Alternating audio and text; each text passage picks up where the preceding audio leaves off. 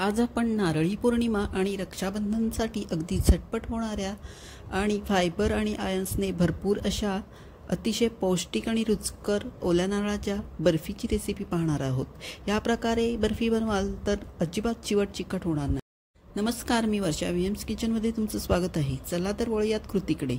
सर्वात आधी एक मध्यम आकाराचा नारळ फोडून किसून घेतला। साधारण 2 वाट्या चौपट होता तो मिक्सरला 2 ते 3 वेळा फिरवून घेतला।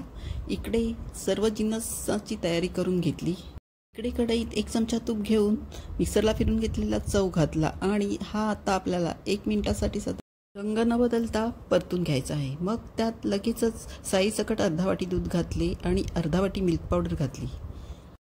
हे सगळे छान 2 मिनिटे परतून घेतले आणि मग 2 वाटी नारळासाठी 1 वाटी चिरलेला गूळ घातला। आता सगळे जिन्नस परतून छान मिक्स करून सतत ढवळत अशा प्रकारे घट्टसर गोळा होईपर्यंत शिजवून घ्यायचे। आता 2 मिनिटे परतल्यानंतर हे बघा, अशा प्रकारे मिश्रण कढईपासून वेगळे व्हायला।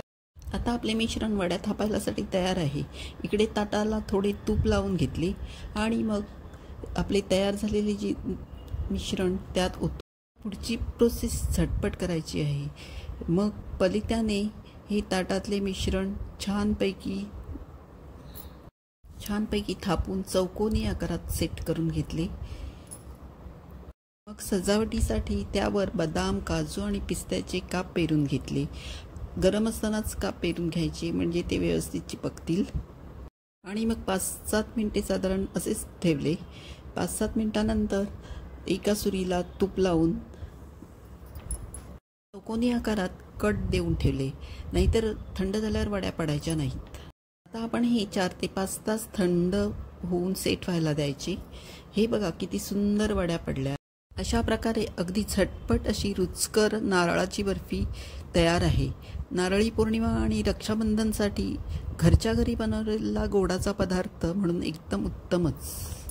व्हिडिओ आवडला तर या प्लेलिस्टवर क्लिक करून चॅनलला नक्की लाईक आणि सबस्क्राईब करून कमेंट करा।